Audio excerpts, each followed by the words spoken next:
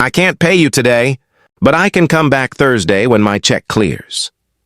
She said it with the particular dignity of someone who does not apologize for circumstances, but wants the other person to know they are understood. She was perhaps 73, small, in a neat cardigan and orthopedic shoes, standing beside a mobility scooter that had stopped cooperating 3 blocks from Fenn's Auto and Repair on a Tuesday afternoon in October. She had pushed it the 3 blocks herself. The man crouching beside the scooter looked up at her. He was 33 years old, in a gray work shirt with a grease stripe on the left sleeve that had survived approximately 40 washes without losing conviction. His name was Colt Reeve.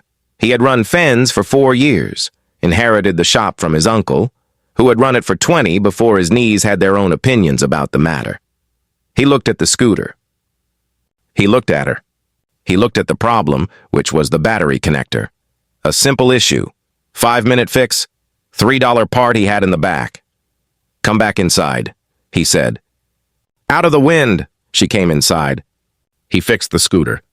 The whole thing took 11 minutes, including the time she spent telling him about her Tuesday route, the pharmacy, the library, the bench by the fountain where she ate her lunch when the weather was right. He listened with the attention of someone genuinely interested in someone else's Tuesday. When he was done, he brought the scooter to the door and held it steady while she settled in. "What do I owe you?" she said. "Nothing," he said. It was a connector.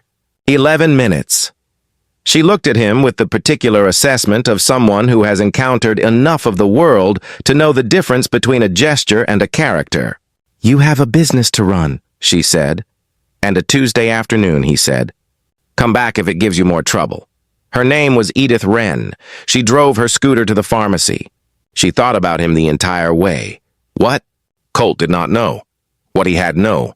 Occasion to know from 11 minutes and a battery. Connector was that Edith Wren had founded Wren, manufacturing 41 years ago from a 2-person workshop, and had built it, over 4 decades, into a Fortune 500 company that produced precision components for the aerospace and medical device industries.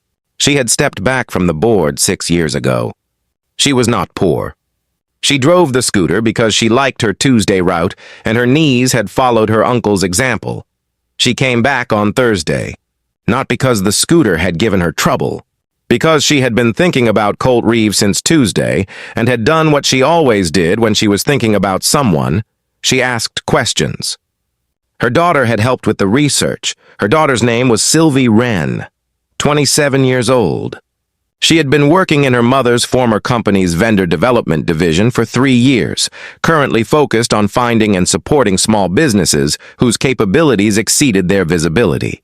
She had looked up Fenn's Auto and Repair on Tuesday evening when her mother described the afternoon, and had found a shop with a perfect customer rating, a specialty in fleet maintenance and precision electrical systems, and a business loan that was 18 months from payoff on a shop that should, by any reasonable assessment, be 3 times its current size. She had told her mother all of this. Edith had listened with the expression she reserved for things that confirmed what she already suspected. They came together on Thursday. Edith on her scooter. Sylvie with a folder she carried the way people carry folders when the contents matter. Colt was under a sedan when the bell above the door announced them. He came out, wiping his hands, and recognized Edith immediately. He did not recognize the younger woman beside her. He looked at the folder with the instinctive wariness of someone for whom folders have historically contained invoices or inspections. "You came back," he said to Edith. "Is it the connector again?" "No," she said. "The scooter is fine." She looked at him with those same assessing eyes. "I came back because you fixed something for free on a Tuesday afternoon and didn't make me feel like you were doing me a favor." A pause. "That's rarer than you'd think." He looked at the folder again. "What's in that?" he said. Sylvie stepped forward. "My name is Sylvie Wren. I work in vendor development. We have a contract with a regional transportation maintenance network, 47 fleet vehicles across 3 counties. The current service provider is being replaced at the end of the quarter." She opened the folder. "Your shop's electrical and fleet ratings put you in the top tier of candidates in this area. I'd like to discuss whether you're interested in being considered." Colt looked at the folder. then at Sylvie, then at Edith. "You're not here about the scooter," he said. "The scooter got me here," Edith said. "What I found when I got here is why I came back." He sat down on the stool behind the counter. Not dramatically, just the small descent of someone whose legs have made a decision. He looked at his shop, at the sedan in the bay, at the loan payment schedule on the corkboard that he had stopped looking at when looking at it became more tiring than useful. "I'm a one-man operation," he said. "For now," Sylvie said. "The contract has a 6-month ramp period. We've helped shops scale before. That's what the vendor development program is for." She paused.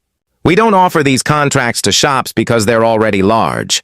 We offer them to shops that do the work correctly. Yours does." He looked at Edith. "Did you plan this when you came in Tuesday?" "Tuesday I came in because my scooter stopped," she said. "Thursday I came back because of what I found when it did." She folded her hands in her lap. "I've been building things for 40 years. I know good work when I see it. I also know what it looks like when someone does a job right and the world hasn't noticed yet." Colt was quiet for a moment. The shop hummed around him, the parts on the shelves, the sedan on the lift, the Tuesday afternoon light that was now Thursday afternoon light, doing exactly the same thing it always did. "What do I need to do?" he said. "Review the proposal," Sylvie said. "Ask your questions. Take the time you need." She closed the folder and set it on the counter. "We're not in a hurry. Good decisions rarely are." He picked up the folder. He looked at Edith. "You really just came in about the connector," he said. "It wasn't quite a question. I really just came in about the connector," she said. "Life is full of connectors, young man. The question is whether you fix them right." He almost smiled. Then he did. Fix the small thing. Do it right. Don't charge for what costs you nothing but time. The world is watching in ways you cannot predict, and sometimes the $3 part is the door to everything. If this story touched your heart, please like, share, subscribe, and comment. Let's spread more stories of kindness and hope together.